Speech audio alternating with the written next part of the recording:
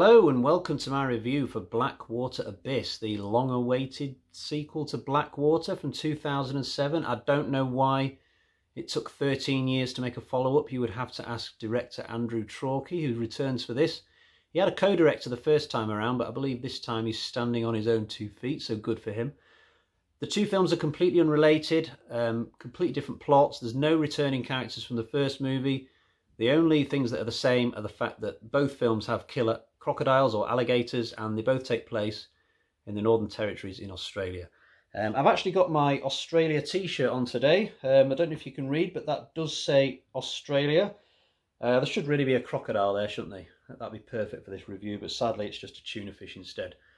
But you do the best you can. Now, I thought the first film was a decent, if slow-moving sort of effort. I gave it 3 bloody axes, but I thought I might enjoy this one even more because I'd heard that it was about these kind of underground caves this time rather than being above ground in the sort of rivers and marshes, and it sounded scarier, so I was looking forward to it. So I was more than happy to go and see this film at the cinema the other night. That's right, this is a cinema review, not just a horror one. And whereas the first film had 4 characters going into the bush to face this terror, this time around there's 5. So don't you just love it when a horror film ups the ante? I know I do. But whereas the first bunch of characters were going on a holiday, this bunch, they want to explore this cave system because one of them believes that they might have discovered this new network of caves that could become a tourist attraction. So it's him who finds it originally, and then he goes back and gets his buddies, and they all come back with sort of mountain climbing equipment. There's 3 men, 2 women on this expedition. But of course, about half an hour after they get down there, the weather turns bad, the local riverbanks flood or whatever, and the water starts rising, and suddenly they're completely cut off down there. They can't get back the way they came, and to make matters worse, there is at least one hungry crocodile down there who does not take kindly on people encroaching on his or her territory. And so there you have it, that's the plot. I need to, at this point, mention the biggest negative about this film, which is just the sheer amount of horrible plot contrivances.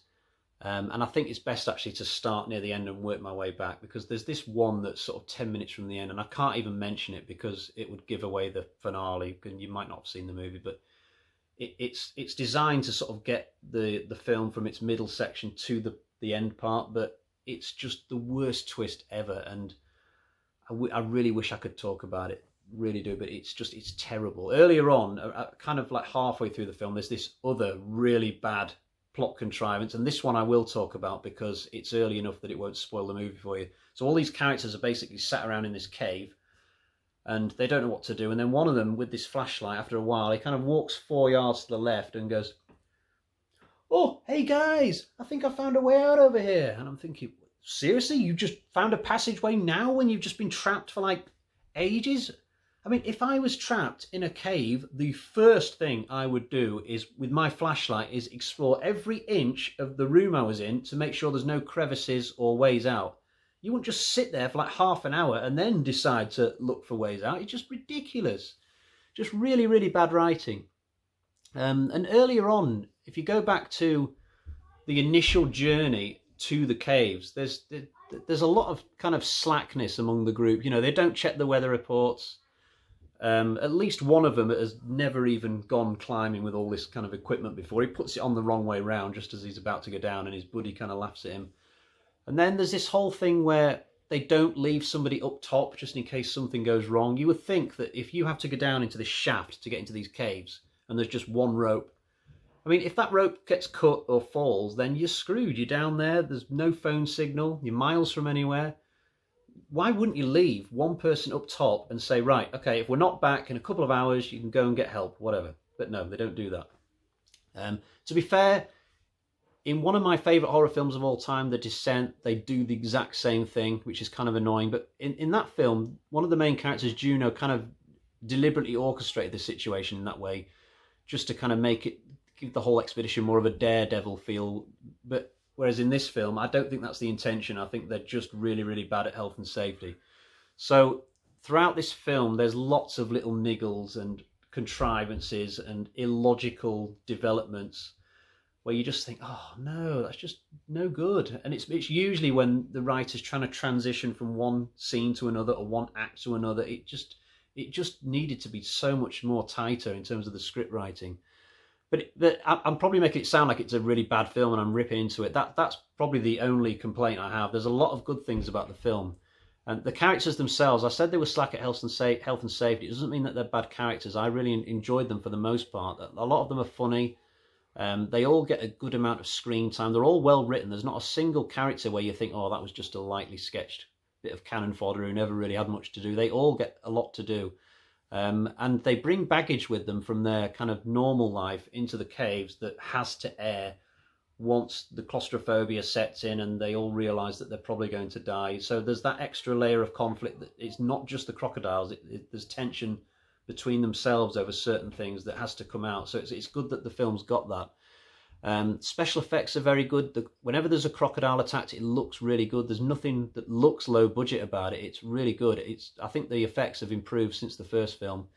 And there's this one kill which is absolutely brilliant. Can't describe it too much, but I mean, I've seen better crocodile/alligator films than this, definitely, but I don't think I've seen a kill as good as this one. It was really good, especially the whole sequence leading up to it, but just absolutely brilliant. And on the whole, there's a really good atmosphere to this film. I thought it would be scarier being underground rather than overground, wombling free, and but it is. There's so much tension. I mean, in the first film, I was scared for the characters, but I wasn't scared myself. Whereas in this one, I felt a bit unnerved, kind of watching it, because you just don't know when a crocodile's going to pop out. It's all dark, you know, that you feel like they're constantly running out of time. So on the whole, if you can ignore all the silly bits of writing all the way through, which just make you feel like it needed a second draft, it's not a bad film at all. The first one wasn't as exciting as this one, but it was at least tighter and it had a story that made sense. It felt like a proper story. But this one just kind of feels like a bit of escapism that was thrown together quite quickly. So, you know, pros and cons. On the whole, two reasonably good crocodile attack films, but I'll say the same thing I said in my first review. If you definitely want to watch this kind of movie, I'd go for Eaten Alive, directed by Tobe Hooper, Alligator, 1980, and Crawl from last year. These two films, these two Blackwater films, would be behind that trio of crocodile films for me.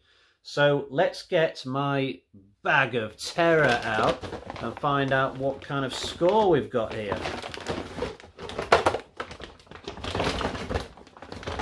Oh, no more. So how many have we got? We've got 1, 2, 3 bloody axes. So that is the exact same score as the first Blackwater. So two consistent films that are good but not great, I guess.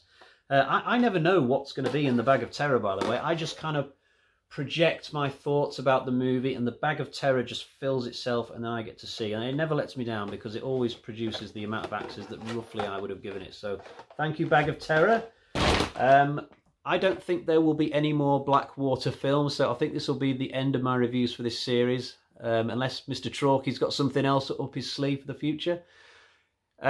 Horror map locations, I will be adding a pin for this film. It's the 10th pin to go into the map. I think when I get to 50, I'll do a video kind of analysing what the spread looks like, but until then we'll just keep going.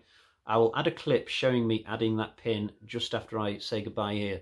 So I actually don't think I've got anything else to say, actually. So Blackwater Abyss, worth a watch, but I wouldn't go out of your way to buy it or anything like that.